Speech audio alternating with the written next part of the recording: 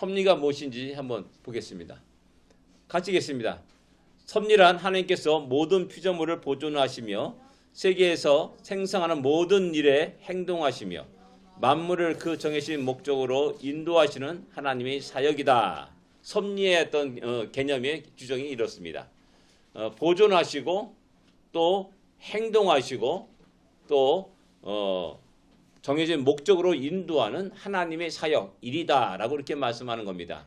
이게 뭐냐면 하나님은 이 세상 만물을 딱 만들어 놓고 그냥 구경꾼인 것이 아니라 우리들의 그 세상 만물의 역사 속에 개입하시고 당신의 목적으로 그 모든 것을 이끌어 가신 분이시라는 사실을 이야기하는 겁니다.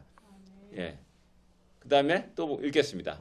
하나님께서 온 우주 만물 그리고 모든 일을 섭리하시고 통치하시기 때문에 성경은 우연이나 숙명을 단연코 배제한다. 예. 우리가 지난번에 우리가 작정을 얘기했을 때 잘못하면 운명론에 빠진다 그러지 않습니까? 결코 그런 것이 아니라는 거예요. 작정과 예정이라는 것은 하나님 약속이 있고 비전이 있고 계획이 있습니다. 그래서 그 뜻대로 5년 후에 10년 후에 200년 후에 400년 후에 그것이 이루어진다는 것, 그 사실을 이야기하는 겁니다. 그게 결과를 우리에게 말해주는 겁니다. 우리가 예수 믿고 살아갑니다. 우리의 결과는 뭡니까? 하늘나라에 들어가는 겁니다. 이것은 딱 결과 딱 정해진 겁니다. 정해지지 않은 게 아니라 정해진 겁니다. 근데 이 섭리는 뭐냐면은 그 안에 그 사이에 시간과 공간 속에서 그냥 놔둘 것이냐는 거죠. 하나님께서 이 작정한 것을 이루기 위해서 개입하신다는 겁니다. 우리 인생 속에 개입하시고 우리의 상황 속에 개입하시고 우리의 역사 속에 개입하신다는 겁니다. 그래서 결국 하나님의 능력과 권능으로 당신이 원하시는 그 목적으로 나가게 하고 또 이루게 하신다는 사실을 이야기하는 겁니다. 이것이 하나님의 섭리라는 사실을 기억하면서 또 놀라운 은혜 속에 있기를 원합니다. 제일 먼저 우리가 질문을 보겠습니다. 하나님 만물을 어떻게 보존하시고 섭리하십니까? 히브리서 1장 3절의 말씀입니다. 히브리서 1장 3절 말씀. 어떻게 보존하시고 섭리하십니까?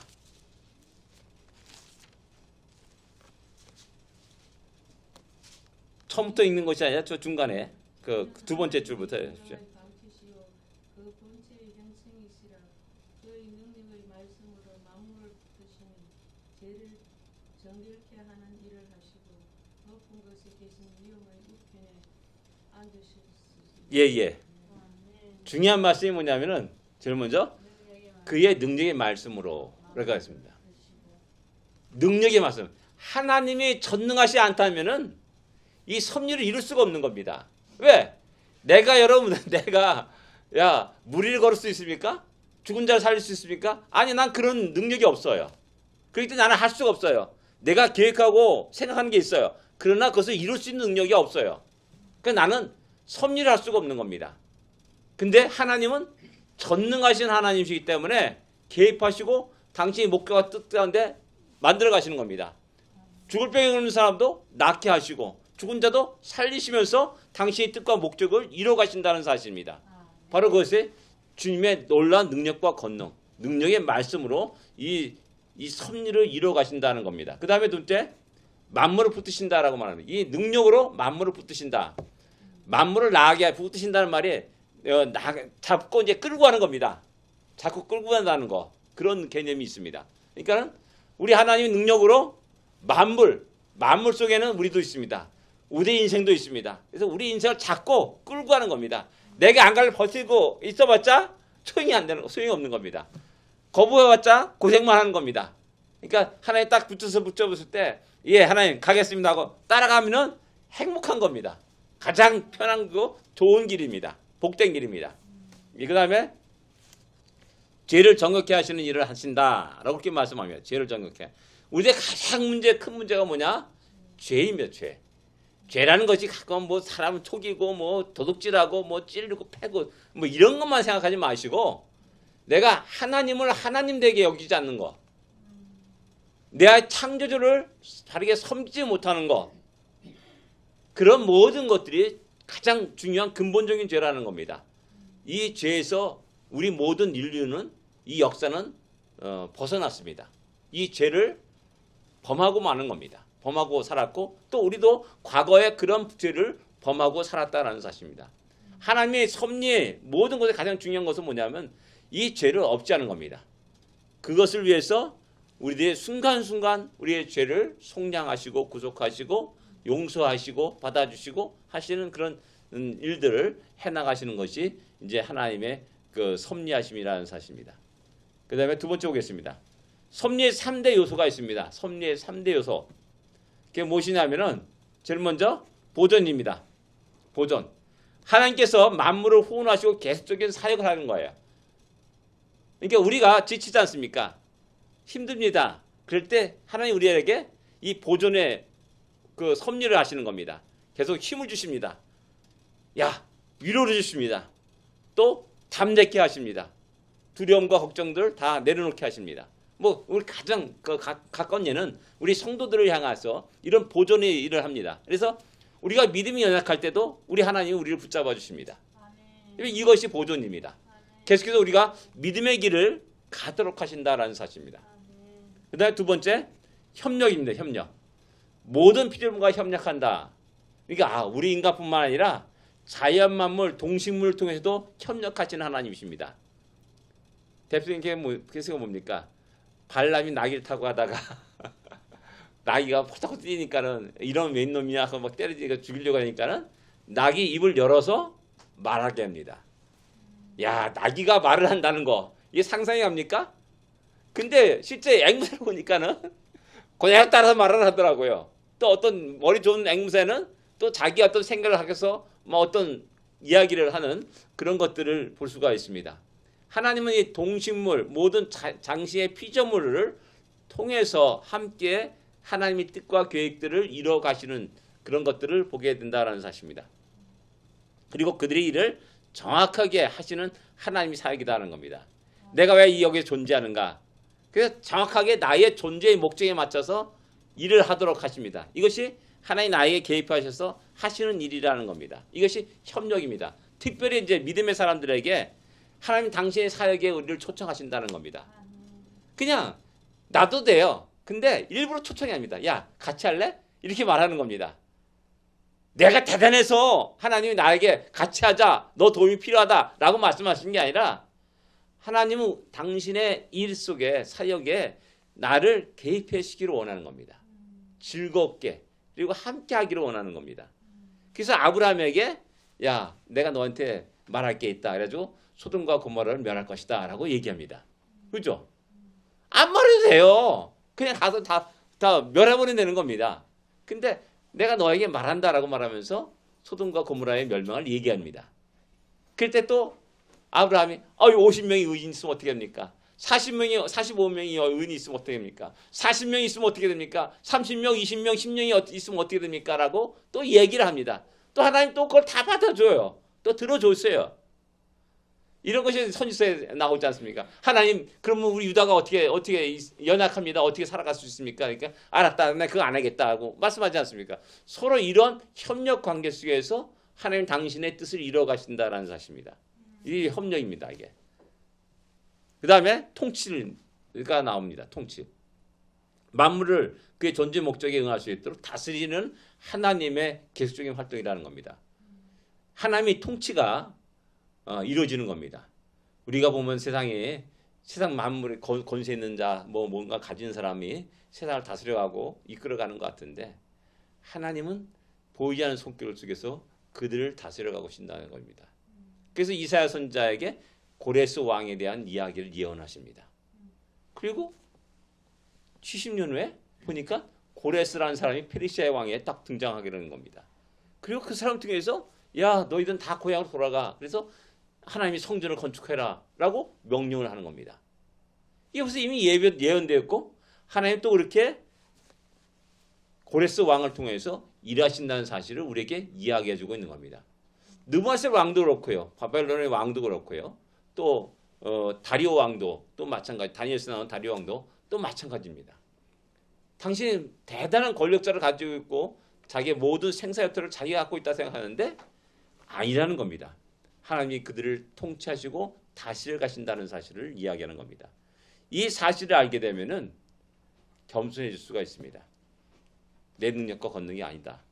하나님의 능력과 권능이, 하나님의 도우심이, 하나님의 인도하심이 있었음을 고백하게 되는 것이죠. 예, 세 번째 오겠습니다. 부정적인 영향이 있습니다. 하나님이 개입하시고 섭리하신다면은 내 인생이 왜 요 모양 요꼴이냐라는 그런 말을 합니다. 왜 세상이 이게 복잡하게 돌아가느냐? 내가 세상이 왜 이렇게 어둡냐, 어지럽냐? 이 난리와 난리 소문, 또 전쟁의 소문이 일어났냐?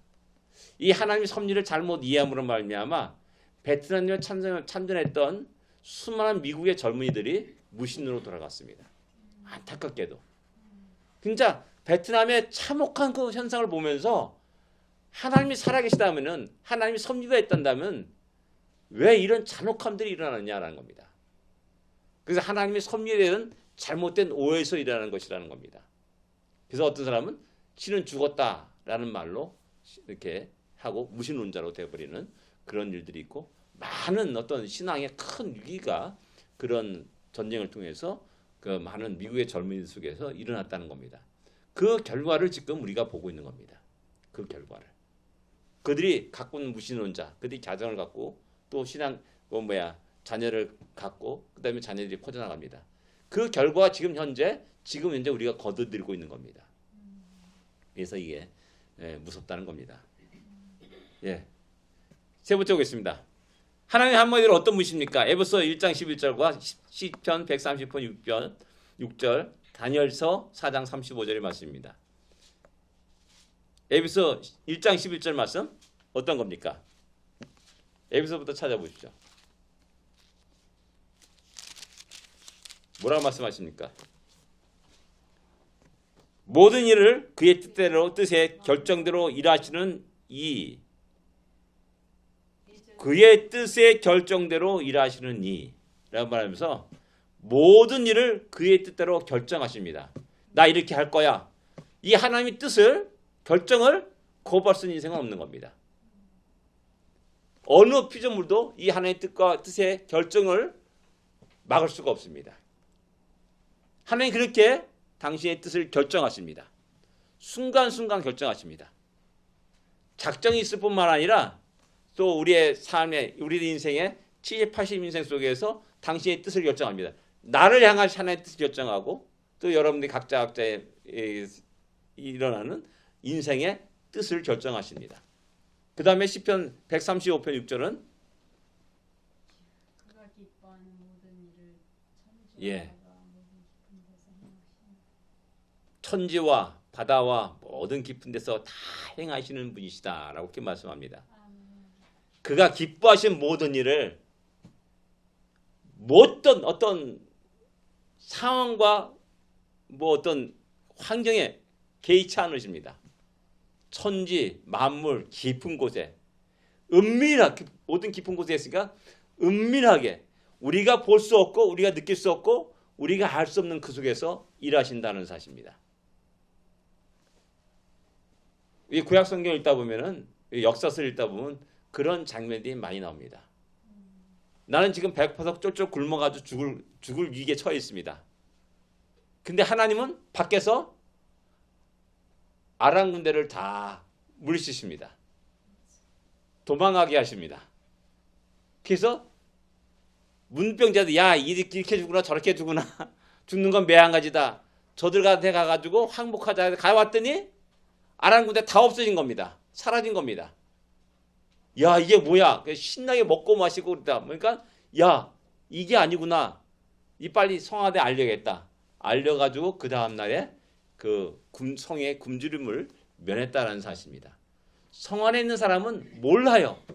이제 우리는 내일이면 다 죽는구나. 굶어 죽는구나. 이제 먹을 거에 똑딱 떨어졌구나. 이제 내일 이제 저들이 쳐들어오면은 우리는 그대로 점령당할 수밖에 없구나. 라고만 생각했어요. 근데 여전히 그 속에서도 우리가 그들이 보지 못하는 그 속에서 하나님은 일하고 계셨고 역사하셨다는 사실입니다. 이게 우리의 역사서를 왜 읽어야 되고 중요한 거냐면 바로 그런 겁니다. 하나님의 섭리하심이 너무나 명확하게 그 역사 속에 등장하고 있기 때문에 그렇습니다. 그래서 일반 세상의 역사와 우리 성경에 나오는 이 역사서는 그 역사의 관점이 다릅니다. 세상 역사는 세상 군왕의 역사입니다. 군왕들의 역사, 권력 가진 자의 역사.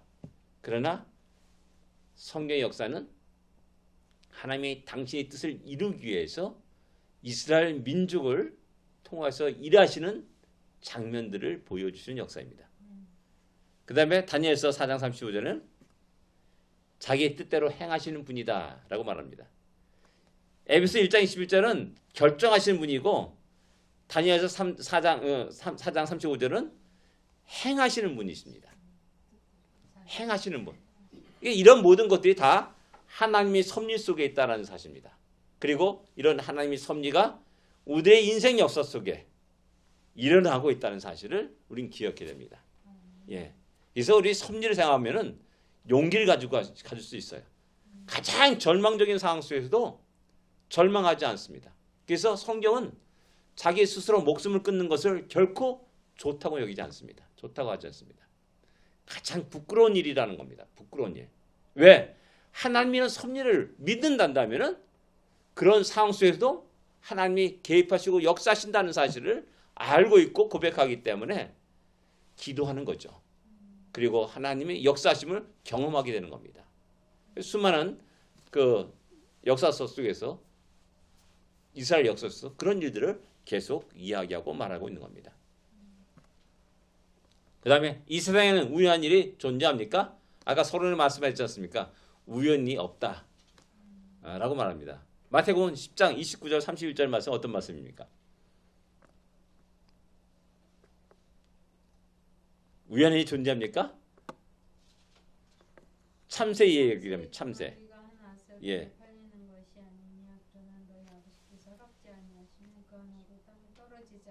예. 참새 두 마리. 하나님 허락하지 않으면 떨어지지 않는다라고 말하면서 그 참새 두 마리까지도 간섭하신다는 겁니다. 참새 두 마리의 생명까지도 하나님이 허락이 있어야 된다는 사실입니다. 그렇기 때문에 가장 중요한 것은 이런 모든 것 중에서 우연한 일이 없다는 겁니다. 그래서 이것이 우리의 신앙 고백입니다. 신앙 고백입니다. 모든 것을 보면은 참으로 아주 묘하게 탁탁탁 맞아떨어지고 그런 장면들을 우리가 볼 수가 있습니다. 대표적인 케이스가 이제 룻기입니다. 룻기. 나오미와 룻이 다시 고향 떠나러 갑니다. 그래서 간 곳이 어디로 갑니까? 보아스 밭으로 들어갑니다. 그 보아스를 또 그때 딱 마침 보아스가 탁 들러 나왔습니다. 그래서 만납니다. 제가 누구냐 했더니 룻이란 여인입니다. 나오미와 같이 함께 왔습니다. 이렇게 쭉쭉 얘기하는 겁니다. 그러냐? 그때 또 보아스가 불러서 여러 가지 친절을 베풉니다. 그래서 이런 장면들이 그대로 또 이렇게 나갑니다. 그 다음에 또 기업 물을 자가 나옵니다. 더 이게 가까운 친척이 있으니까는 그 기업 물을 자가 당연히 룻을 아내로 삼아야 되고 또 자녀를 낳고 또 다시 죽은 자를 갖다가 계속 이어가도록 그 혈통을 이어가도록 해야 됩니다. 그래서 가만히 보니까 자기의 경제적 손해가 이루 말할 수 없거든요. 이게 안 되겠다. 그래서 나는 모르겠다. 나는 못하겠다 하고 딱 두 손 딱 드는 거죠. 그때 보아스가 내가 그 기업 물을 자의 책임을 내가 감당하겠다라고 말합니다. 그러면서 그 보아스의 계보가 다윗까지 이르렀음을 갖다가 성경은 이야기합니다. 그래서 이것이 과연 우연이냐 하는 겁니다. 거기는 우연한 일이다. 우연히 그것을 밭에 갔다라고 우연이라는 말을 표현합니다. 근데 거기서 말하는 우연은 우리가 하나님의 섭리를 이해하지 못할 때 쓰는 우리 인간으로 입장에서 쓰는 말입니다. 우연히 어디 거기 갔네. 우연히 그때 알게 됐네. 만나게 됐네. 이런 말을 쓰는 겁니다. 근데 실제로는 거기 안에 보이지 않는 하나님이 손길이 있었다는 사실을 갖다가 이야기하는 단어가 거기 말하는 우연이라는 단어입니다. 참새 두 마리도 그렇기 때문에 두려워하지 말라라고 우리 주님은 말씀합니다. 참새보다 너희가 귀하지 않느냐. 두려워하지 말라. 참새 두 마리에게까지 하나님이 섭리하심이 있지 않느냐. 그와 마찬가지로 너희의 인생 속에도 그런 섭리하심이 있다.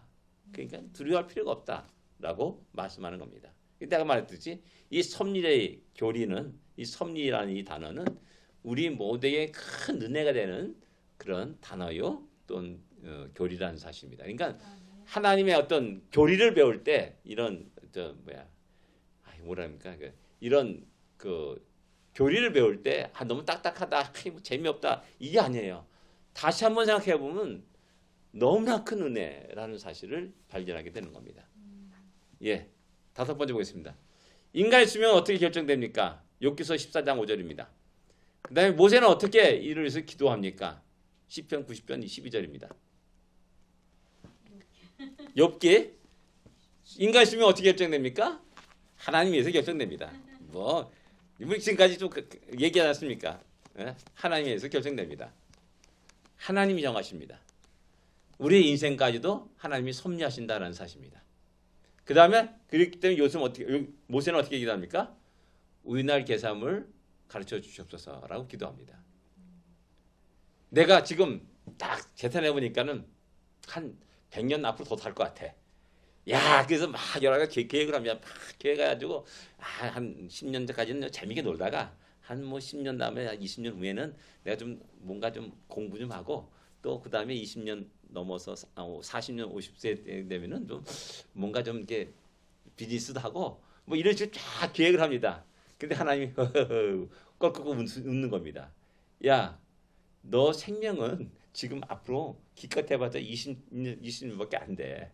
60세 넘었으니까 이제 80몇 세밖에 안 돼라고 말하는 겁니다. 이게 뭐야? 라고 하는 거죠.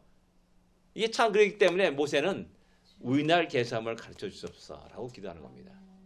이걸 알 때 하나님이 섭리를 알려달라는 말입니다. 하나님 내 인생을 어떻게 할 겁니까? 그렇기 때문에 하나님은 모세에게 야, 너 이제 그만 끝나겠다. 하나님 나도 저 가나안 땅에 들어가고 싶어요. 막 때를 씁니다.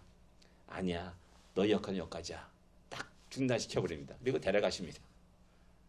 아주 억울하지 않습니까? 들어가면 얼마나 좋아. 한 발짝 내디도 얼마나 좋아.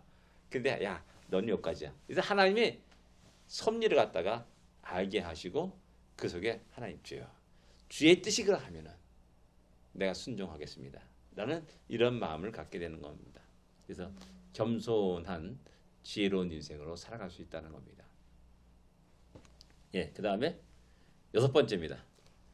하나님 우리 인간의 어느 영역까지 섭리하십니까? 신명기 2장 30절의 말씀입니다. 어느 영역까지 섭리하십니까?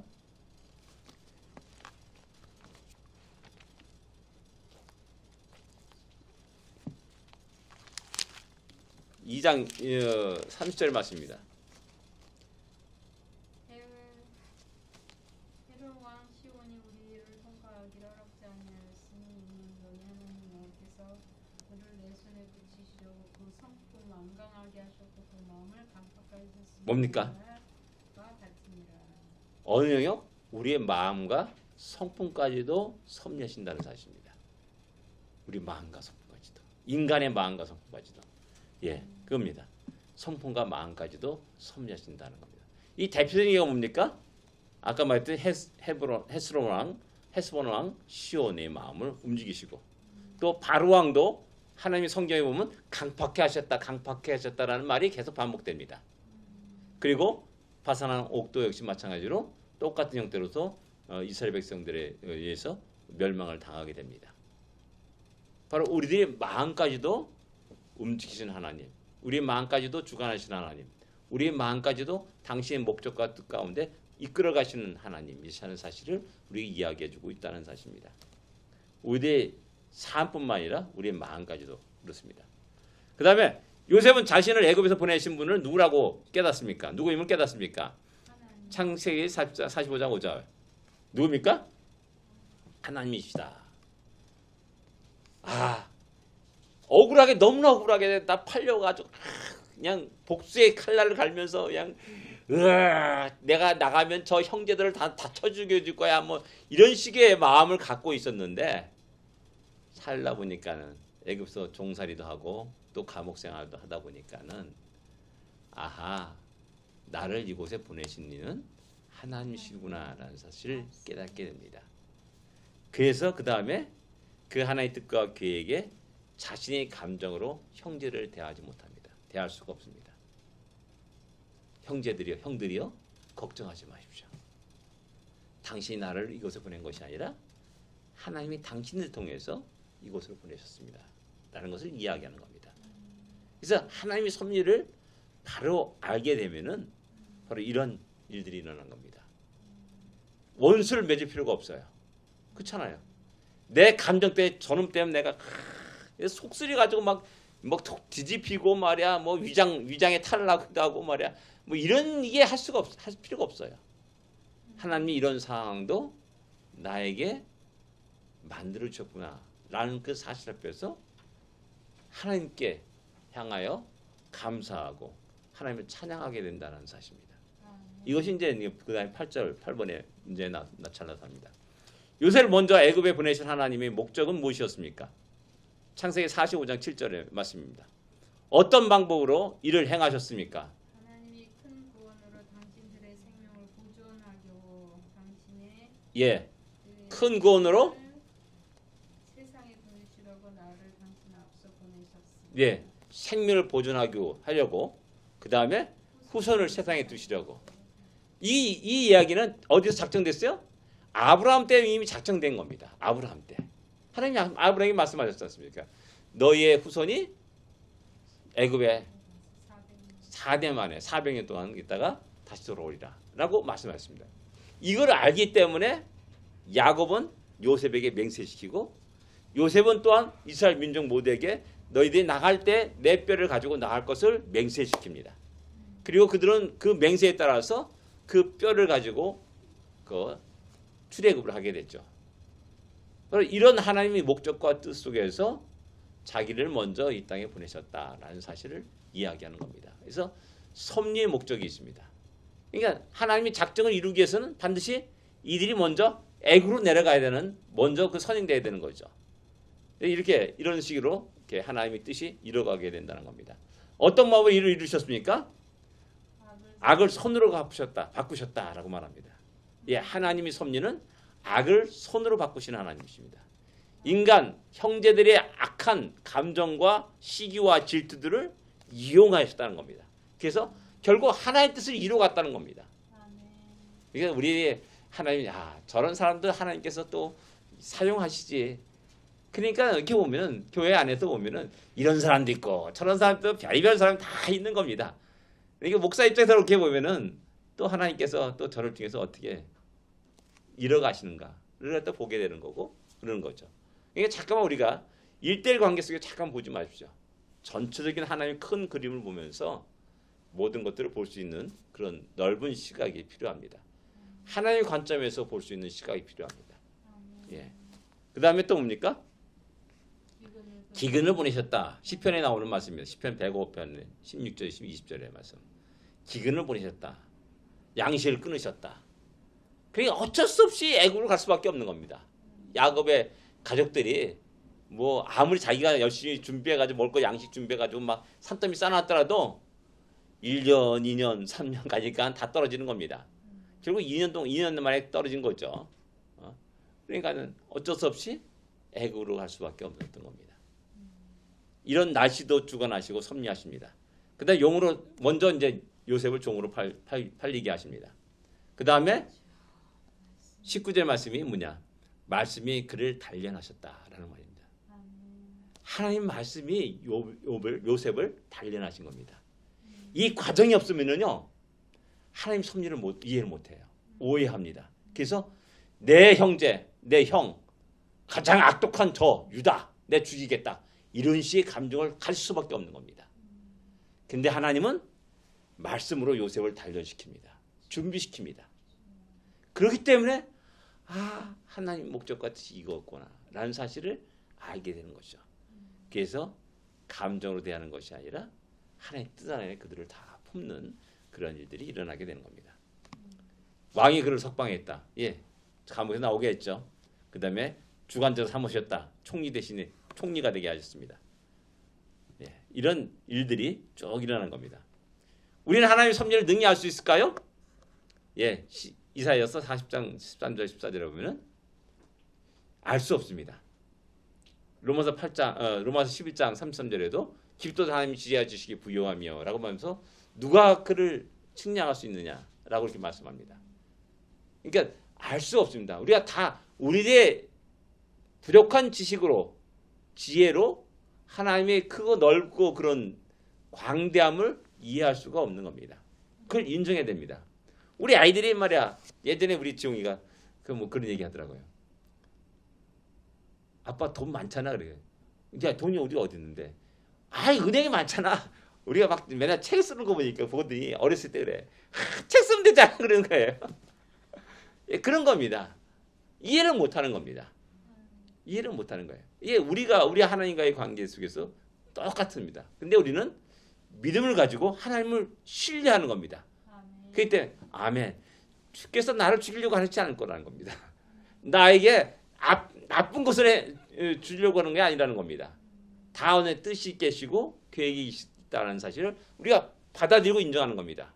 그래서 아멘 하고 내가 이해할 수 없지만은 주의 말씀이 그러하면 내가 따르겠나이다 라고 이렇게 말하는 겁니다. 예. 누가 여호와의 영을 지도하였으며 누가 그의 모사가 되어 그를 갖추는가. 어떻게 하나님을 가르칠 수가 있습니까? 할 수가 없는 겁니다. 그렇기 때문에 능히 할 수 없습니다. 그러나 우리는 하나님 믿고 신뢰하기 때문에 그분의 말씀을 따르고 그분의 뜻을 내 육신은 거부합니다. 광야를 걸으려고 하는데 누가 좋아할 사람이 누가 있어요? 좀 편안하게 안락한 그 평탄한 길 하이웨이를 쫙 달리고 싶죠. 근데 하나님은 야, 저 돌짝밭길 가, 저 가시밭길 가 이렇게 말씀하는 겁니다.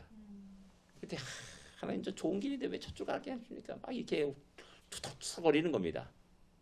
근데 그럼에도 불구하고 하나님 주님이 나를 그렇게 인도하신다면 나는 그 길을 가겠습니다 하고 가는 것.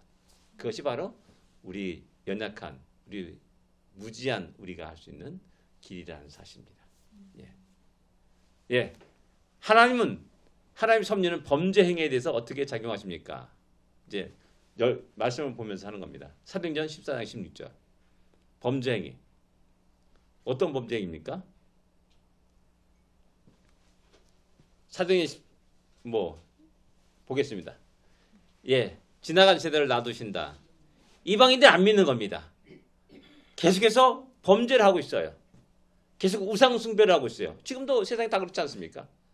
우리나라도 지금도 여전히 우상 숭배하는 사람이 있고 점지는 사람이 있고 무당부타는 사람이 있어요. 지나간 세대는 놔둔다라는 겁니다. 이방인의 무지를 참으시고 기다리시는 하나님이십니다.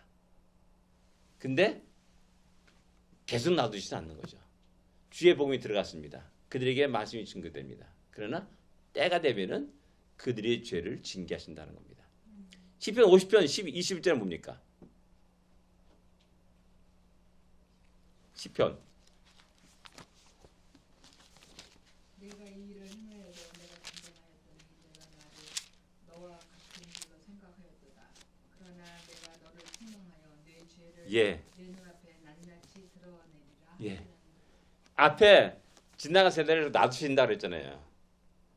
예? 그래서 인간이 교만에 미르는 겁니다. 아 하나님 아무것도 아니네 이러는 겁니다. 마음껏 갖고 노는 겁니다. 조롱도 하고 또 하나님은 뭐 능력도 없네 뭐 이런 식의 얘기하는 겁니다. 그런데 하나님은 시편 50편 21절에 그러나 내가 잠잠했더니 너희들이 마음껏 까부는 겁니다.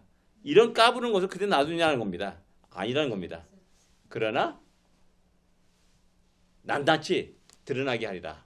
낱낱이 드러나게 하리라. 너희 죄를 책망하시고 낱낱이 드러나게 하리라 라고 말씀하는 겁니다. 그래서 지금 기독교가 드러나는 모든 곳에 이방인들이 저질렀던 죄악의 모습을 다 드러냅니다. 너희들이 얼마나 하나님 앞에 큰 죄를 졌는지를 갖다가 깨닫게 하십니다. 그래서 예수를 믿는 그 순간에 전에는 아무것도 안 했어요. 뭐 내가 너무나 선하게 사는 것으로 착각했어요. 근데 알고 봤더니 나처럼 큰 죄인이 없는 겁니다. 그걸 알고 통곡하면서 하나님 앞에 나오는 그런 많은 사람들이 있습니다. 예, 그거 막 그런 겁니다. 이 시편 76편 10절은 뭡니까? 진실로 사람의 노는 장차 주를 찬송하게 될 것이요 그 남은 노는 주께서 근무하시리라. 예. 사람의 노임을 주를 찬송해야 할 것이야. 이게 무슨 말입니까? 남은 노임을 그만 쉰다.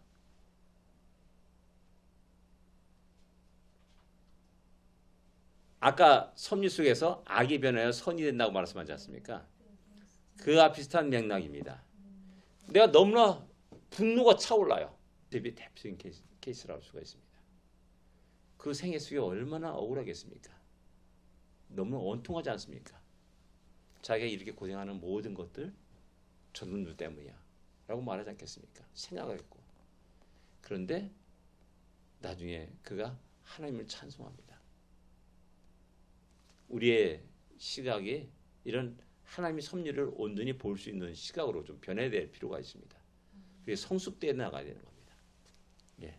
그리고 지나치게 우리가 계속해서 분노를 하는 것, 그런 것들은 결국 하나님이 야 이제 됐어 그만해 라고 말하는 겁니다. 안 돼. 너 더 여기서 더 나가면은 너 큰일 나. 너가 상해. 너가 다쳐 라고 말하는 겁니다. 예. 그 다음에 열왕기하 19장 28절 그냥 쭉 보겠습니다. 하나님 향한 분노와 교만한 말을 들으셨다라고 말합니다. 왜? 이방인들이 이스라엘 쳐들어올 때 그렇습니다. 뭐 하나님은 별로 우리 신보다 약한 신이냐 뭐 이러면서 막 얘기하면서 이제 온다는 거죠. 그 교만한 말을 듣고 하나님이 득하서 잡아가지고 야 다시 돌아가 코에 끼어가지고 갈고리에 끼어가지고 돌려보낸다는 사실입니다. 이렇게 하나님의 이방인들이 하나님의 이름을 망령되게 일컫고 조롱하고 멸시하는 것을 갖다가 결코 놔두시지 않는다는 사실입니다. 그래서 우리 교회가 심히 역사 속에 참 연약하고 부족합니다. 참 어떻게 이 역사 속에서 참 교회가 지금까지 생존을 했을까라고 생각하는데 하나님은 교회를 해치는 자들을 결코 용납하지 않으셨다는 사실입니다. 개입하시고 그들을 멸하셨다는 겁니다. 재밌는 게 역사 속에 그들이 나와요. 로마 10대 박해가 있어요. 10대 박해. 10대 박해. 그 가운데 유명한 우리 로마의 현재라고 하는 마르쿠스 아우렐리우스라는 그 황제가 있습니다. 그 사람이 뭐 유명한 철학자요. 명상록. 그래서 로마 황제의 아주 지혜로운 아주 그 뛰어난 황제로 소문난 사람이 마르쿠스 아우렐리우스입니다. 근데 그 사람이 기독교 입장에서 보면은 기독교를 핍박한 황제입니다. 갑자기 죽어요. 교회를 막 핍박하는데 전쟁 당하서 포로가 되어서 잡혀가요. 그래서 죽어요. 이런 일이 로마 10대 박해에서 일어납니다. 결코 하나님이 당신이 사랑하는 백성들을 박해하고 죽이는 것에 용납하지 않는 하나님이십니다. 그런 걸 알기 때문에 교회와 성도들은 담대한 겁니다. 어떤 상황에도. 그 다음에 창세기 50장 20절 아까 말씀드렸죠. 악을 손으로 바꾸신다. 악을 손으로 바꾸시는 분입니다. 저놈이 막 나에게 악한 짓을 해요. 근데 그것이 오히려 나에게 도움이 되는 거예요. 덕이 되는 겁니다. 이익이 되는 거예요. 우리는 잠깐 그것 때문에 괴로워하잖아요. 그래서 나중에 계산해 보니까 저놈 때문에 내가 많은 돈을 버는 거예요. 뭐 그런 경우 많아요. 악을 손으로 바꾸는 겁니다. 요셉도 마찬가지잖아요. 요셉이 팔려갔어요. 굉장히 악한 아주 너무나 그냥 끔찍한 일을 한 거죠. 요셉에게. 근데 그게 그것 때문에 총리 되셔야 됩니다. 애굽 전역을 다스리는 총리가 되는 놀라운 영을 얻게 됩니다. 이걸 보면 참 재밌어요. 그렇잖아요. 그래서 우리는 어떤 상황 속에도 성도들은 불평과 원망을 하지 않습니다. 어떤 상황 속에서도 좌절하고 절망하지 않습니다. 어떤 상황 속에도 하나님께 감사와 찬양과 영광을 돌리며 살아갑니다. 이 섭리의 교리는 이래서 우리 모든 성들에게 큰 위로가 되고 힘이 되고 용기를 더하고 그다음에 모든 상황 속에서 할렐루야 찬양하며 하나님께 영광을 돌릴 수 있는 겁니다. 로마서 8장 28절 우리 다 같이 읽겠습니다. 이거는 마지막이니까 로마서 8장 28절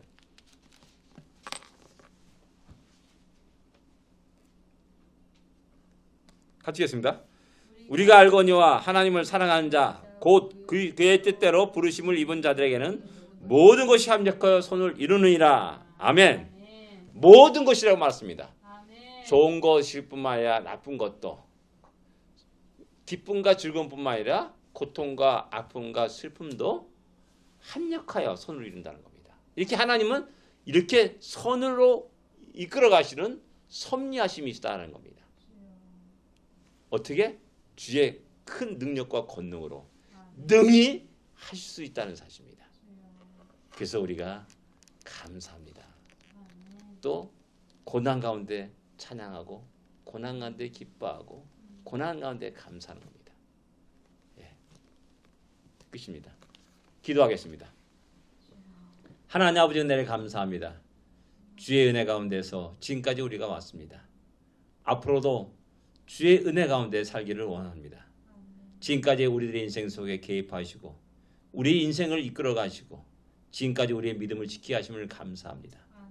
앞으로도 변함없이 하나님의 섭리하심이 우리의 인생과 우리의 가정과 우리의 삶 가운데 함께하여 주시사 우리를 통해서 마음껏 영광을 받아 주옵시고 우리를 통해서 하나님이 뜻하신 바 목적한 그 모든 것들이 이루어지는 놀라운 역사가 있게 하여 주시옵소서. 우리를 사용하심을 감사합니다.